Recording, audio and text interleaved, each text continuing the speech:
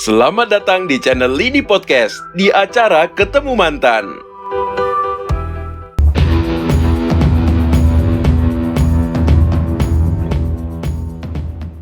Kali ini kita bersama narasumber yang berlatar belakang seorang mantan anggota DPR RI. Siapakah dia? Kalau memang tadi itu bagaimana ikut dan dapat proyek, maka posisi yang paling aman jangan pernah mengkritisi. Itu bisa jadi masalah. Om Marisman. Halo, apa kabar? Gimana, Baik, sehat, puji Tuhan. Lini Podcast. Iya. Gimana Ya. hari-harinya Om selama di Nia Selatan? Ya, saya pulang ya rindu juga dengan kampung halaman kita ini. Dan para pemirsa, ini kesempatan kita ketemu dengan acara bergengsi ini. Ketemu mantan ya. Dan jangan salah asumsi, nanti kita akan jelaskan mantan-mantan itu siapa gitu ya. Oh iya, siap. Baik, terima kasih banyak kesempatan yang diberikan kepada kami. Sama-sama. Barangkali apa yang kita bisa bincangkan malam hari ini. Siap, terima kasih Om. Kami seharusnya berterima kasih. Nah, mungkin kami dari tim dan kru sudah kenal Om. Terima kasih. Kita mengatakan tak kenal maka tak sayang. Oke. Sedikit Om tentang biografi Om.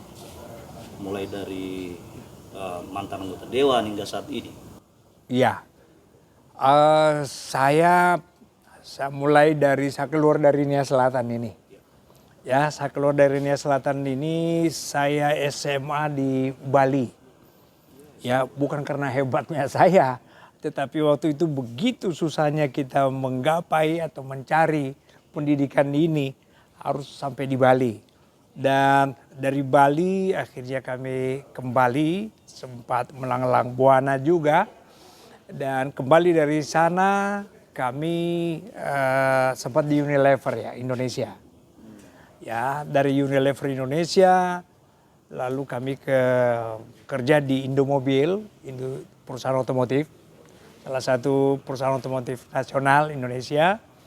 Dan dari Indomobil itu karena pengalaman saya waktu itu diberikan kepercayaan untuk pemasaran atau penjualan kendaraan. Dan saya lebih memilih karena latar belakang pendidikan saya juga di situ saya visipol gitu ya.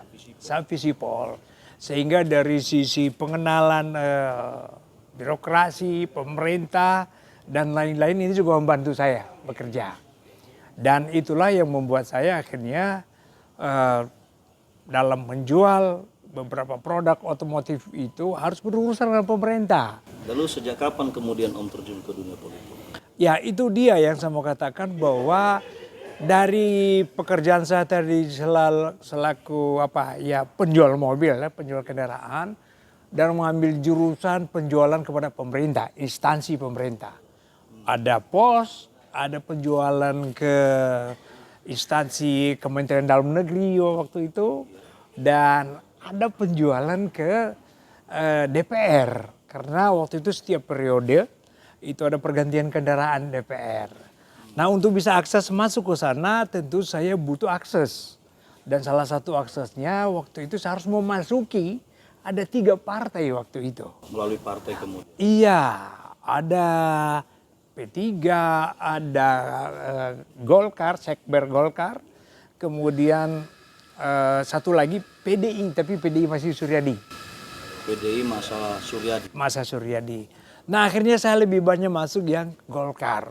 Saya jadi Kino Golkar, jadi MKGR, kemudian kumpulan-kumpulan itu, organisasi yang bergerak di bidang kendaraan umum, saya masuk di situ. Sehingga inilah yang membuat saya komunikasi lebih intens dengan lembaga DPR walaupun tujuannya jualan. Jadi sebuah pengalaman. Betul, dan dari jualan ini akhirnya komunikasi lebih intens, jadi saya terjun di dunia politik. Jadi bisa katakan apakah ini satu proses kelanjutan dari pekerjaan sebelumnya atau memang ketidaksengajaan akhirnya kan masuk ke sana. Iya, jadi di DPR itulah akhirnya saya dapat banyak pengalaman. Sehingga kami diberikan kesempatan di DPR periode 2004-2009 dan kami membidangi pertama di Komisi 9 itu tenaga kerja, kesehatan gitu ya. Kemudian di Komisi 10 yang banyak bergerak di bidang pendidikan. Baik Om, sekarang masih banyak yang belum tahu. Ya. Om ini masih single atau gimana ini? Om? Ya, ya. Ya baik, dari sisi keluarga saya punya 4 anak. 1 putri dan 3 putra. Dan puji Tuhan yang putri sekarang ini tinggal menunggu waktu saja untuk penempatan sebagai notaris ya. Dia ngambil hukum juga, kenoktariatan.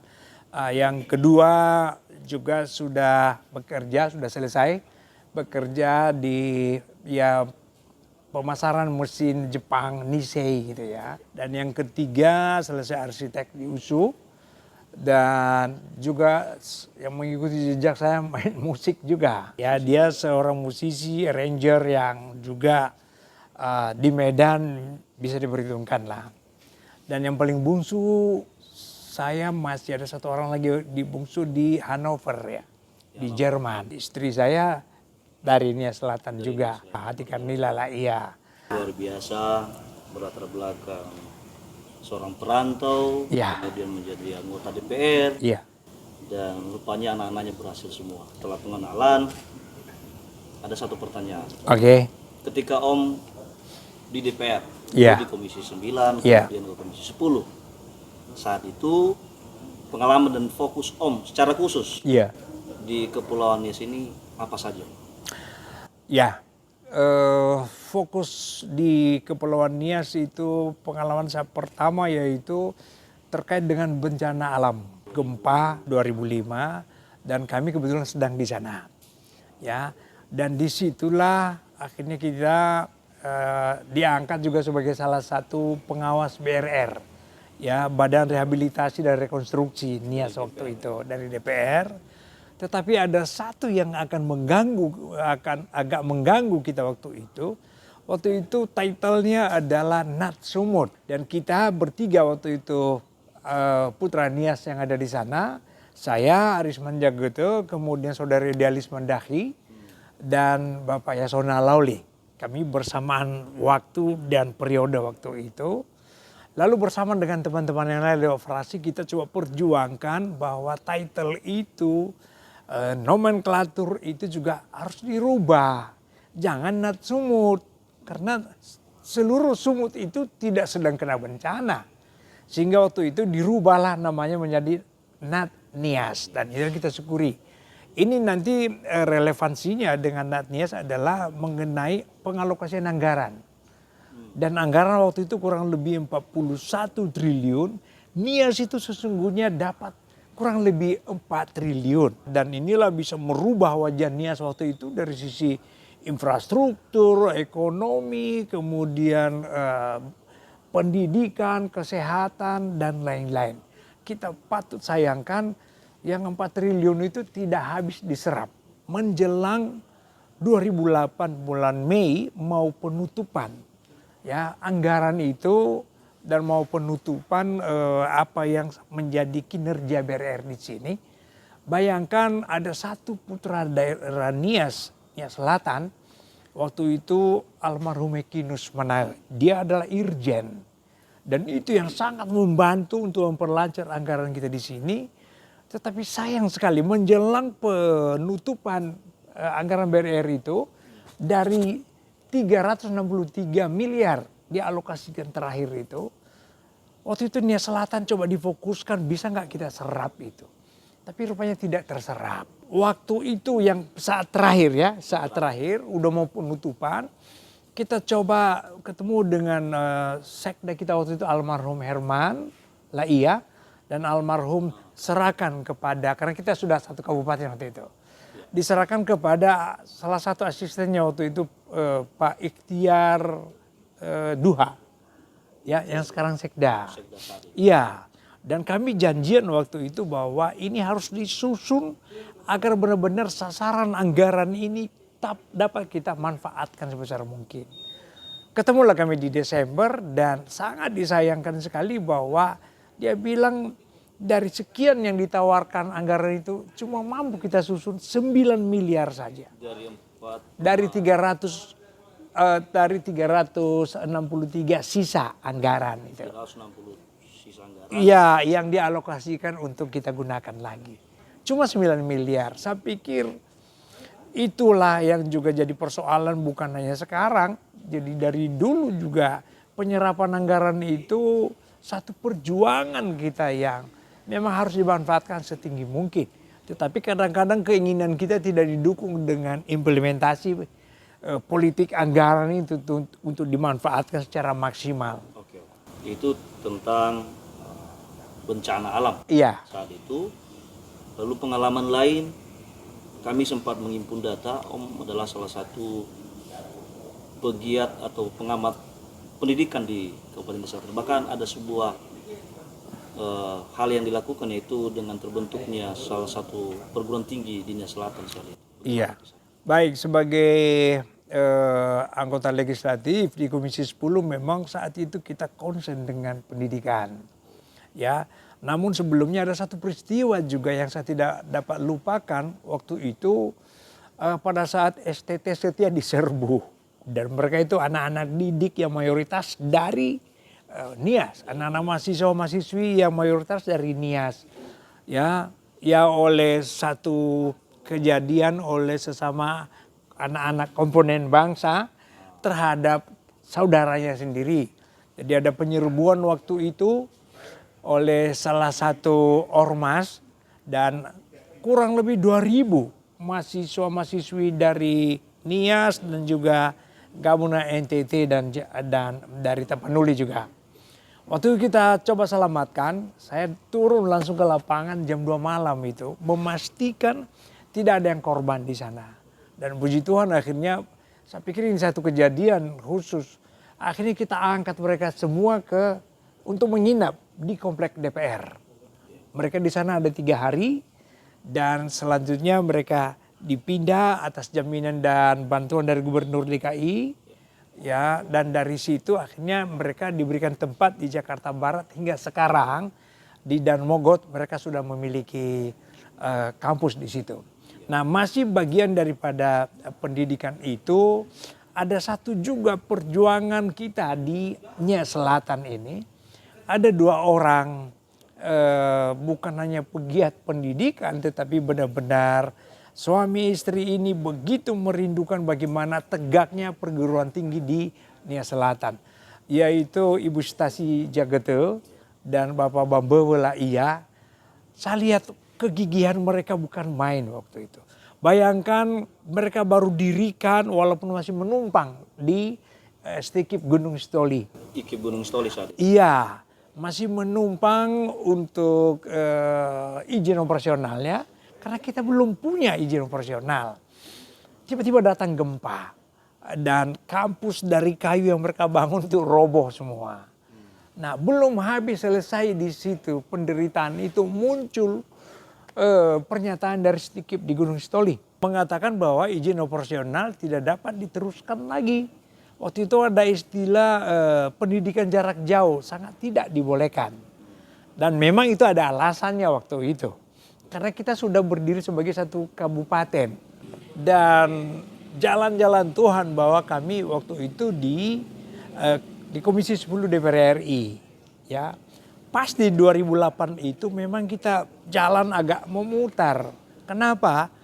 Kalau langsung ke Kementerian Pendidikan dan Kebudayaan waktu itu rasanya masih jauh dari persyaratan ini dan berbagai persyaratan lainnya. Nah, dalam suasana kita sedang dilanda gempa, kemudian ada pemulihan, kita manfaatkan itu. Saya ke Kementerian KPDT, ya, Kementerian Daerah Tertinggal, ya, dan saya coba ketemu Pak Menteri, Pak, situasi kami seperti ini tertinggal, lalu ada pendidikan tinggi di sana, ini kalau tidak ditolong akan terhambat. Sementara kami, anak-anak kami tidak punya kemampuan finansial, ekonomi terutama untuk sekolah di luar. Keluarlah izin prinsip itu dari kementerian. Berdasarkan Kementerian KPDT ini, Kementerian Daerah Tertinggal ini, kita bawa ke Menteri Pendidikan. Dan Menteri Pendidikan dengan berbagai syarat akhirnya coba mengatakan bahwa apakah sudah layak apa tidak. Saya bilang sama Dirjen, sama Pak Menteri, Pak, biarlah saya sama Pak Dirjen, kami sama-sama turun, gak apa-apa saya bayarin ongkosnya. Kemudian mereka turun ke Nias. Kemudian turun ke Nias, dan setelah mereka melihat kenyataannya bahwa memang, saya bilang anak-anak ini mau kita manain. Dan setelah mereka melihat betapa kerinduan untuk adanya perguruan tinggi di sini, 2 minggu kemudian turun izin operasional. Hingga saat ini sudah berjalan dan hari ini puji Tuhan kita sudah menjadi universitas. Nah itulah yang menjadi titik fokus perjuangan kita, bagaimana menghadirkan universitas di sini yang tadinya itu dari sekolah atau perguruan tinggi. Kita nikmati dulu kopinya Om. Oh boleh. Persembahan dari El Cafe TB. El Cafe ya. Kopi TB ini agak istimewa ini.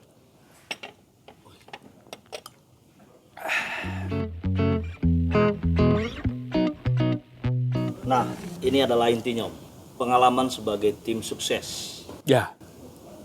Kenapa harus menjadi tim sukses dan kemudian apa yang menjadi faktor hingga Om terlalu getol menjadi tim sukses? Oke. Baik, sebetulnya menjadi tim sukses ini kan masing-masing punya motivasi. Dan terkadang juga saya memikirkan keterlibatan saya apa iya. Saya sangat punya kepentingan untuk ikut menjadi tim sukses apanya gitu loh. Ya apa nggak ada orang lain yang memikirkan itu. Ya terkadang ada juga yang bertanya ke saya kenapa begitu getol. Ya saya pikir saya punya posisi yang membuat saya tidak dapat mengkhianati perjuangan terwujudnya DOB Nias Selatan ini. Jadi kebetulan kami juga salah satu yang turut membidani kelahiran Kabupaten Nias Selatan ini. Dan cita-cita pemekaran itu yaitu kemajuan dan kesejahteraan. Dan untuk memperpendek rentang kendali pelayanan. Itulah yang membuat kami akhirnya tergerak hatinya, muncul teman-teman yang mau menjadi pemimpin di Nias Selatan. Ada jualannya, ya. Ada jualannya yaitu program. Kami coba lihat programnya dan diantara beberapa ada yang programnya bagus. Dan ini yang menjadi titik harapan kami. Semoga program ini dapat terlaksana dengan baik. Tetapi pada akhirnya ada juga yang pas, ada juga yang di akhirnya tidak seperti semangat awal. Maka berulang lagi kami coba dengan yang berikutnya dan seterusnya dengan harapan yang sama. Bagaimana merubah Nias Selatan ini lebih baik. Saya pikir itu beban kami. Dan siapapun yang mencintai Nias Selatan itu beban kita bersama. Untuk menghantarkan Nias Selatan ini sesuai dengan cita-cita awal pemekaran. Itu beranjak dari sebuah cita-cita awal. Betul. Pemekaran Kabupaten Nias Selatan. Kemudian mendukung paslon-paslon supaya menang. Ada 3. Betul. 3 kali periode, 3 kali pilkada, 3 kali menang semua. Iya. Nah, yang jadi pertanyaannya, dari pengalaman itu, Om pasti dapat proyek juga. Karena rata-rata ini. Ya, itu tergantung motivasinya ya. Artinya kalau memang tadi itu bagaimana ikut dan dapat proyek. Maka posisi yang paling aman jangan pernah mengkritisi. Lalu kalau mengkritisi itu bisa jadi masalah. Cuma bagi saya pribadi, ya saya mendukung periode pertama, periode kedua. Satu yang saya ini jangan pernah kompromi dengan kegagalan. Kalau tadi jualannya itu 1, 2, 3 dan secara konsekuen kita jalankan itu. Pasti nggak ada masalah. Lalu dalam perjalanan kalau ada hal yang tidak benar, tidak pada tempatnya, boleh dong kita kritisi. Karena kritik itu kan tidak melulu berlawanan dan bertentangan. kritik itu yang membangun dan menyehatkan apa yang kira-kira sudah mulai kendor. Jadi sekali lagi memang kalau saya mau bilang seluruh tim itu tidak ada yang orientasinya proyek, ya bohong juga. Ya, kembali kepada person masing-masing. Ya, ada yang karena ya demi dia dapat sesuatu proyek, ya pilih diamlah, ya cari aman. Ya, cari aman daripada nggak dapat apa-apa. Tetapi kami dengan cita-cita tadi yang begitu kita kita perjuangkan bahwa Nia Selatan harus berhasil. Ya, kami sangat pantang untuk dibungkam hanya karena sebuah harapan dan kepentingan. Ya, puji Tuhan, mudah-mudahan sampai kapanpun kami tidak akan mengkhianati apa yang kami katakan tadi. Mari kita bangun Nia Selatan. Ya, ada slogan dong. Ya, Nia Selatan maju, ya. masyarakat sejahtera. Nia Selatan maju, masyarakat sejahtera. Kalau di awalnya lagi ada cerdas dan berani. Dan sebelumnya Selatan maju, masyarakat sejahtera ada melayani jujur, sederhana. Memang cantik semua slogannya gitu ya. Ya. Tapi kita juga harus jujur mengatakan yang ada jejaknya bagus, ya ada. Tetapi yang memang masih belum terbenahi juga harus ada. Ya seperti yang saya mendukung periode pertama itu saudara Idealis Mendahi. Ya, mau dibilang buruk juga tidak. Ya, ada yang ditinggalkan itu loh. Ya, soal pendidikan itulah yang sampai sekarang menjadi satu kesan dan peluang yang didapat oleh masyarakat Nia Selatan. Artinya masing-masing bupati sebelumnya atau pemimpin sebelumnya meninggalkan jejak. Jejak sehingga kontinuitas itu diteruskan. Betul, itu. Ya, walaupun di tahap pertama itu juga yang kami dukung, ya ada juga sandungan-sandungan hukum. Iya, mau dibilang bagus semua ya ada bagusnya, tapi mau dibilang tidak bagus semua juga saya rasa tidak. Ya, seperti roda kehidupan.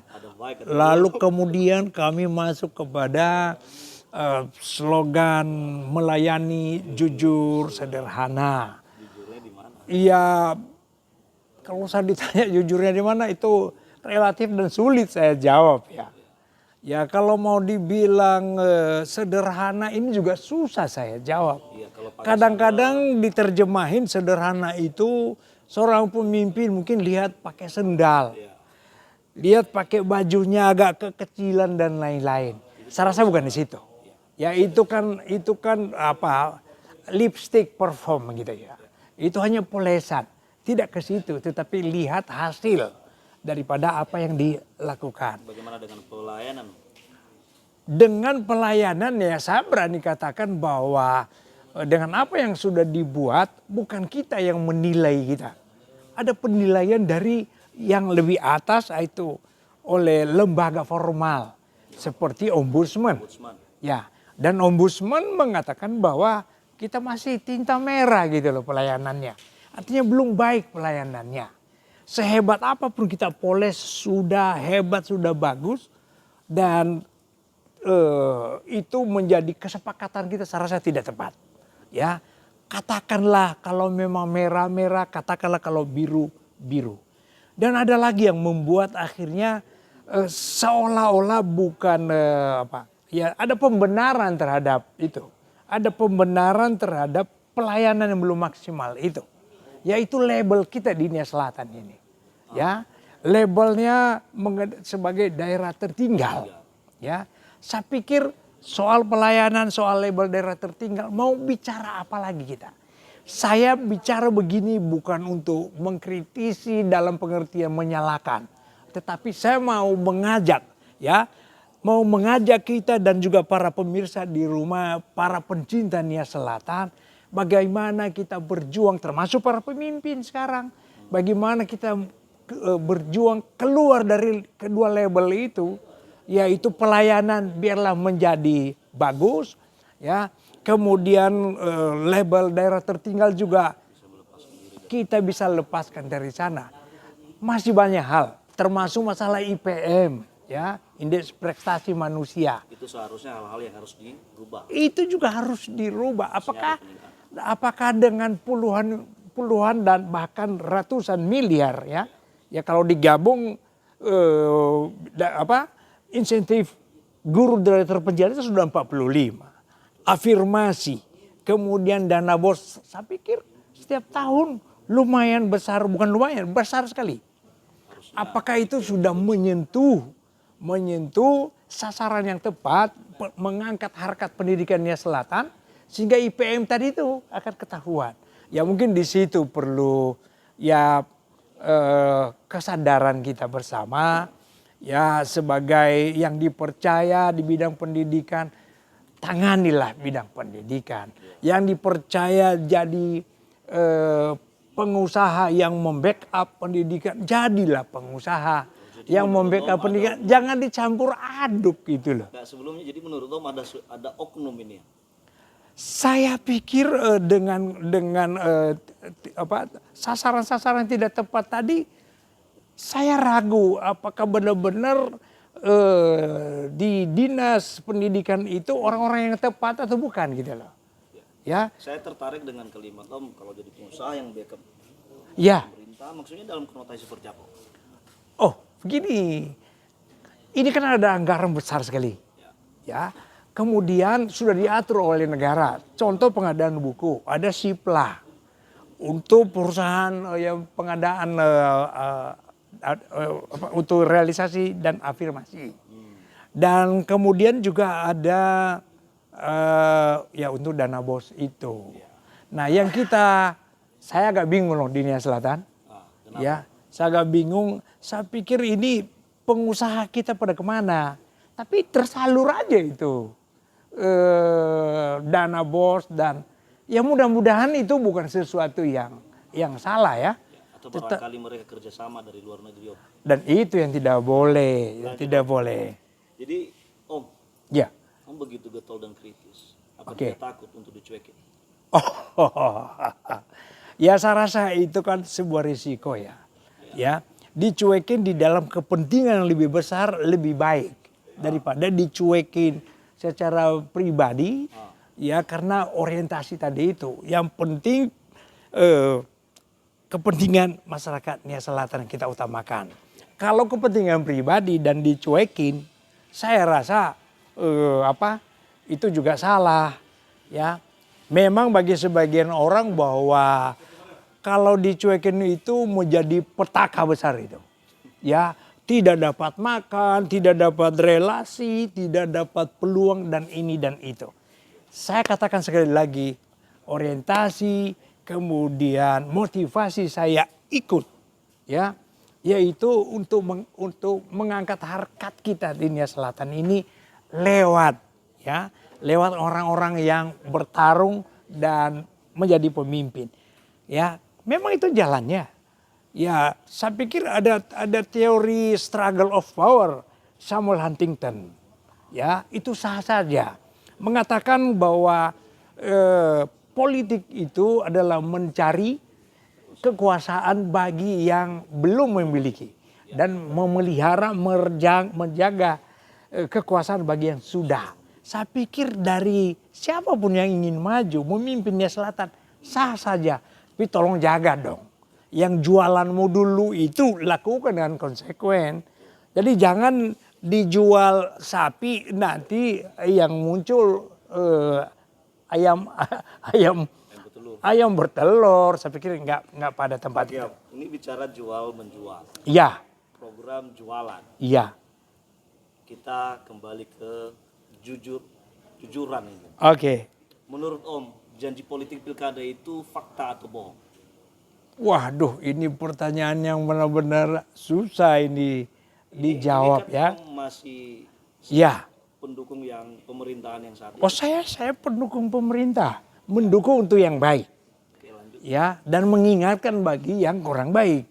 Ya kalau karena itu konsekuensinya saya dikatakan mengkritisi dan dicuekin, nggak ada masalah. Ya, Tuhan masih jauh lebih memperhatikan kita. Iya, tapi jangan sampai gini loh, ya. Kita ini kan juga sebagai manusia dan juga punya motivasi yang lurus. Jangan sekali-sekali dibungkam hanya karena kepentingan sesaat. Dan saya tidak bisa dibungkam untuk itu. Nah, Ya. Om bicara masalah janji politik pilkada fakta atau bohong ini di Oh, pada poin program pendidikan gratis atau pembebasan biaya pendidikan. Menurut Om, fakta atau bohong? ya. Kalau kita mau katakan fakta atau bohong, tentunya kita ada dasar, ada relevansi. Ya, saya pikir dasarnya yang jualan tadi itu. Ya, kita berhasil menjual program yang bagus. Ya, kita berhasil menjual dan membuat seseorang menang. Tapi persoalannya belum selesai di situ. Jangan pasangannya sudah menang, bagaimana dengan masyarakatnya? Masyarakat harus menang. Ya, cara masyarakat menang yaitu implementasi dari program A, B, C, D itu dilakukanlah dengan benar. Jadi harus dua-duanya menang. Menang secara politik karena itu game ya. Itu game, kita berhasil menjual program tapi masyarakat juga harus ikut menang dengan kepemimpinan yang dihasilkan dari politik game tadi itu. Ya. Lalu kita akan, ya saya sebagai yang ikut sebagai tim kan mengingat-ingat apa sih yang ditawarkan dulu, ya apa yang dulu dijual itu dan berhasil kita jual, sudah jalan atau belum, ya ada yang jalan dan ada yang tidak jalan, bahkan ada yang sama sekali tidak ada hubungannya dengan program tapi pura-pura ini yang jadi perhatian kita. Sehingga kalau saya ditanya secara konkret untuk benar atau bohong, saya mau katakan bahwa relatif bohong. Relatif bohong. Relatif bohong. Ya, itu Ya. menurut kacamata Om. Iya, ya salah satu contoh begini, ya ada program, ya ada program untuk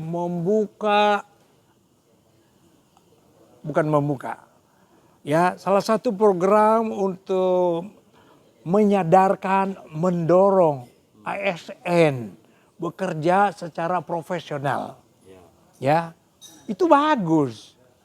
Tapi dalam implementasinya, kenapa masih ada penilaian tinta merah dari ombudsman? Berarti tidak dijalankan dengan benar. Ya, termasuk program yang bagus yang saya suka sekali waktu itu, yaitu membuka akses, membuka lahan pertanian, membuka kesempatan untuk memajukan pertanian. Ya, tapi terkadang juga menggelitik di pikiran saya, apakah ini benar sudah dijalankan apa tidak? Makanya saya kalau mendengar kadang-kadang sedih juga, ya lahan pertanian kita yang begitu sempit, ya jangan sampai masyarakat jual lah. Dan juga yang punya uang jangan beli, kasihan mereka itu. Lalu pada implementasi. Ya pada implementasi lahan yang sedikit itu ditawar-tawar, diiming-iming 20.000 semeter. Masyarakat itu lapar loh, pingin duitnya. Tapi pikirkan ke depannya bahwa ya memangnya nanti mau nanam padi di laut. Janganlah. Ya kepada siapapun yang merasa punya kapital, merasa punya kemampuan, pertimbangkan juga program itu, yaitu membuka lahan, ya membuka peluang. Jadi jangan justru menyempitkan lahan pertanian ini jadi kontradiktif kan. Sehingga kami tadi mengatakan bahwa relatif bohong, ya. Kenapa kami nggak berani mengatakan bahwa betul? Alasannya apa? Ya alasan kami jelas. Kalau sudah dilaksanakan dengan baik dan betul, hari ini kita sejahtera. Iya. Hari ini masyarakat bertepuk tangan, semua program itu yes, oke gitu loh. Dan kita solid untuk kebaikan. Ya, jadi maaf saya tidak bisa berbicara bahwa itu betul. Ya, sepanjang kesejahteraan itu belum tercapai. Sepanjang sasaran-sasaran itu belum pada tempatnya. Saya rasa itulah jawaban saya memang ada dua macam. Boleh karena yang saya katakan tadi, dalam implementasinya tidak konsekuen dilakukan. Ya. Dan yang kedua, mungkin untuk item tertentu bisa juga karena regulasi. Contoh, kita mau mengadakan babi. Ya. Oh iya, itu juga salah satu program itu. Iya, itu bagus karena memang di sini kita kan ternak babi dan konsumsi masyarakat cukup tinggi. Bisa juga karena tidak dilaksanakan, bisa juga karena regulasi. Sudah diprogramkan, kemudian regulasi mengatakan ini ada virus babi ini. Mungkin ada surat atau ada anjuran bahwa jangan dulu. Tetapi persoalannya perlu penjelasan ke masyarakat. Harus berani sampaikan itu ke masyarakat. Tetapi kalau tanpa penjelasan jadi tanda tanya besar. Ya. Ini seputar bibit ternak babi, Om. Iya. Ada di beberapa pemberitaan di media Iya. menyampaikan bahwa akan ada bibit babi. Iya. Menurut pemahaman Om atau pengetahuan Om, apakah kegiatan itu sudah terrealisasi? Ya barangkali sudah dan barangkali tidak. Yang jelas di kampung kami belum ada. Belum. Dan di kampung tetangga juga belum ada. Jadi saya nggak berani katakan bahwa mutlak belum. Mungkin, tetapi kita tidak tahu. Lagi-lagi penjelasan perlu kan. Ya harusnya dipublikasikan. Betul, harus dipublikasikan. Dan ya sudahlah, excuse. Kita maafkan diri kita barangkali sudah disiapkan ribuan anak babinya hanya karena regulasi ini masih ada flu babi. Ya jangan dulu. Tapi ada satu hal yang saya juga penasaran.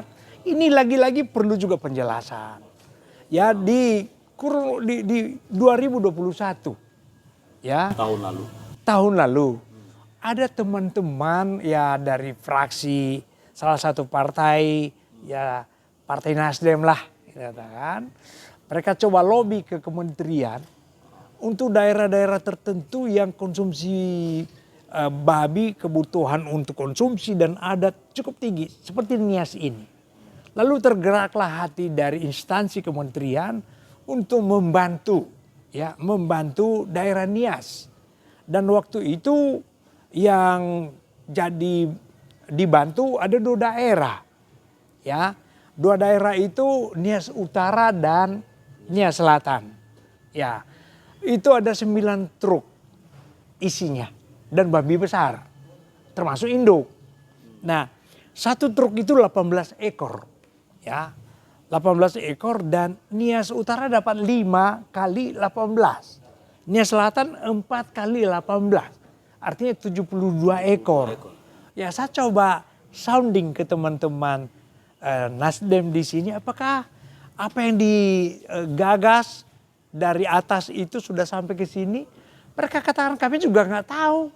Kami juga belum tahu kemana. Ya kita positif saja mungkin sudah dibagi itu yang 72 tapi kita belum tahu dibaginya di mana. Oleh siapa dan dasar apa. Ya itu barangkali nanti perlu dipertanyakan di Dinas Pangan ya. Atau pertanian, peternakan dan pangan. Atau barangkali dengan adanya program yang Om sampaikan itu adalah perwujudan daripada program yang sebelumnya. Oh tidak bisa. Jangan dicampur aduk dan saling mengklaim bahwa ini adalah dasar ini adalah dasar ini. Ini 2 hal yang berbeda. Satu adalah program pemerintah waktu pencalonan di pilkada itu. Program ini terjadi atau tidak terjadi ini satu hal. Dalam perjalanan ya, dan ini adalah anak babi, bibit kan anak babi. Kalau yang ini ya itu adalah inisiatif dan bantuan gitu loh. Usulan dan akhirnya dibantu oleh kementerian. Saya pikir tidak bisa dikatakan bahwa ketiadaan katakanlah ya dalam tanda petik ini belum terjadi dan kehadiran bantuan 72 ekor ini telah menutupi ini, tidak juga. Saya pikir itu masing-masing. Dan keduanya juga sampai sekarang saya belum tahu. Ya kita juga mesti cari tahu bagaimana dengan bibit dan bagaimana dengan yang 72 ekor induk atau babi besar itu ya, itu kemana? Bukan masalah mau mencurigai siapa-siapa, tetapi biarlah manfaatnya dirasakan masyarakat gitu loh. Dan harusnya dan itu bisa berlaku azas keterbukaan informasi. Harus ada azas keterbukaan. Jadi kita tidak menuduh tetapi mempertanyakan gitu loh. Jadi konklusinya menurut Om itu fakta atau bohong? Saya pikir kalau sampai sekarang belum terrealisasi dan belum terjelaskan ya bohong dong. Bohong juga. Iya. Nah, next Om. Oke. Selain pengadaan bibit ternak babi, Iya. ini termasuk program viral pada saat itu. Iya. 1001 kolam. Oke. Menurut Om, program tersebut sudah terlaksana atau tidak? Dan apakah itu fakta atau bohong? Ini agak susah saya jawab ya, karena saya lihat banyak kolam di Nia Selatan ini, cuma milik siapa dalam kaitan program apa tidak jelas juga. Ya, tentunya masyarakat sedang membicarakan keberhasilan ikan hari ini atas kolam-kolam yang dijanjikan itu. Jadi saya nggak berani jawab itu bahwa belum, tetapi kalau saya ditanya benar atau bohong dalam konteks program, ya jawaban saya sama tadi, relatif bohong ya. Kecuali besok ditunjukkan fakta 101 kolam itu sudah terlaksana. Boleh saya ralat, oh ternyata bukan bohong. Kan saya bilang relatif bohong. Oke. Baik Om, sangat tajam sekali. Oh terima kasih, tajam tetapi demi kebaikan kita, bukan untuk mendiskreditkan siapa-siapa, termasuk instansi pemerintah kita, tidak. Program ini bukan untuk mendiskreditkan siapapun. Iya, iya. Tentunya dengan apa yang Om sampaikan, biarlah masyarakat yang berperspektif, Betul. berkonklusi, Iya, ambil sebuah kesimpulan, Ya. mana baiknya saja. betul. Baik Om, saya pikir itu saja. Ada kata-kata pesan-pesan kepada masyarakat? Oke. Silakan Om. Ya pertama kepada Lini Podcast dulu terima kasih atas peluang yang diberikan kepada kami untuk menyampaikan pendapat. Dan kepada masyarakat kami tegaskan bahwa melalui podcast kita menyaji kondisi yang ada. Tidak memvonis siapa-siapa bahwa ini gagal, bahwa ini belum. Tujuan kita adalah baik ya. Mendorong seluruh komponen masyarakat, mendorong pemerintah daerah untuk mari kita berjalan lurus ya untuk menuju pesta 2024 agar kita lebih terperbaiki, ada program yang lebih hebat lagi, tetapi tuntaskan dulu yang ini. Barangkali hari ini belum kelihatan hasil, kita kan nggak tahu di 2023 bisa jadi berlipat ganda, apa yang menjadi kekhawatiran kita bisa terjadi. Nah sekali lagi kita mengingatkan, kita mendorong dan demi kebaikan kita semua. Kami mengkritisi bukan untuk atas dasar kebencian. Kami mengkritisi karena kami adalah bagian perjuangan itu untuk kita buat lebih baik. Dan kepada para pemirsa di rumah, masyarakat Nia Selatan yang mendengar, kami mohon maaf juga bila mana ada hal-hal yang barangkali masyarakat jauh lebih tahu dari apa yang kami sampaikan. Dan untuk itu kita akan bersama-sama mendorong apa yang kita bisa dorong bagi kemajuan Nia Selatan. Saya hormat dengan masyarakat, hormat dengan pemerintah. Saya pikir itu saja dari kami dan sampai jumpa. Demikian perbincangan kami bersama Om Aris Manjagete, mantan anggota DPR RI. Sampai ketemu di program di podcast berikutnya.